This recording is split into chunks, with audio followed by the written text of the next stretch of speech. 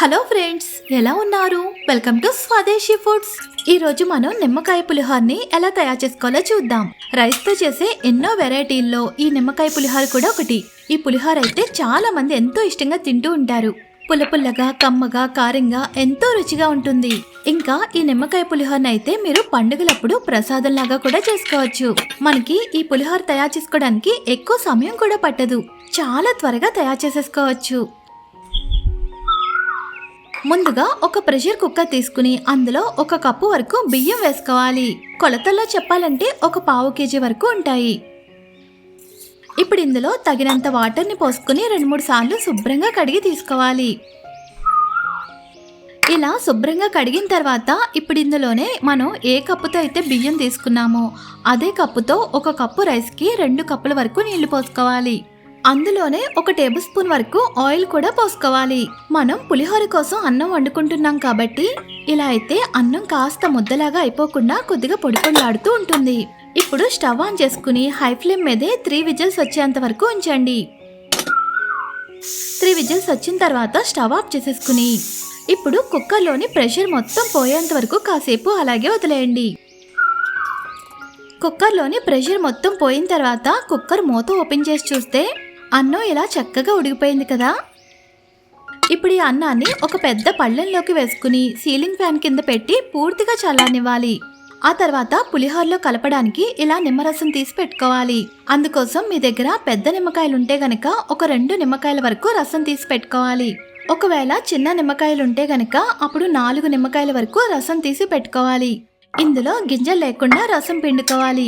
ఇలా తీసి పెట్టుకున్న నిమ్మరసంలో ఇప్పుడు మీ రుచికి తగినంత ఉప్పు వేసుకోవాలి. మనం ఉప్పుని ఇలా నిమ్మరసంలో వేసినట్లయితే ఉప్పు బాగా కరిగిపోతుంది. అలాగే అన్నానికి కూడా చక్కగా పడుతుంది. ఇప్పుడు ఈ నిమ్మరసాన్ని కాసేపు పక్కన పెట్టుకుని ఇప్పుడు పులిహోర కోసం తాలింపు పెట్టుకుందాం. ఇప్పుడు స్టవ్ ఆన్ చేసుకుని ఒక కడాయిని పెట్టుకోవాలి. అందులో ఒక 2 టేబుల్ స్పూన్స్ వరకు ఆయిల్ పోసుకుని కాగనివ్వాలి.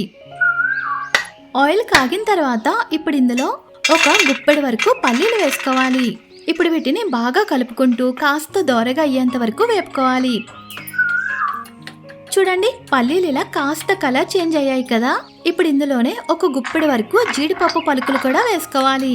అలాగే 1 టీ స్పూన్ వరకు ఆవాలు, 1 టీ స్పూన్ వరకు జీలకర్ర, 2 టీ స్పూన్స్ వరకు శనగపప్పు, ఇంకా 2 టీ స్పూన్స్ వరకు మినప్పప్పు, అలాగే 1 టీ స్పూన్ వరకు సన్నగా తరిగిన అల్లం తరుగు కూడా వేసుకోవాలి. ఆ తర్వాత కారంగా ఉండే ఒక 8 లేదా 10 వరకు పచ్చిమిర్చిని తీసుకుని వాటిని ఇలా పొడుగ్గా కట్ చేసుకుని వేసుకోవాలి. ఇంకా 3 రెమ్మల వరకు కరివేపాకు, అలాగే ఒక 3 ఎండుమిర్చిని కూడా ఇలా చిన్న చిన్న ముక్కలుగా చేసి వేసుకోవాలి. చివరగా 1/2 టీ స్పూన్ వరకు ఇంగువ కూడా వేసుకోవాలి. ఇప్పుడు ఇవన్నీ కూడా బాగా కలుపుకుంటూ చిన్న మంట మీదే 1 నిమిషం పాటు ఈ తాలింపుని వేపుకోవాలి. చూడండి, కాసేపటికి తాలింపు ఇలా చక్కగా వేగిపోయింది కదా. ఇప్పుడు ఇందులోనే 1 టీ స్పూన్ వరకు పసుపును కూడా వేసుకుని ఒకసారి బాగా కలుపుకోవాలి.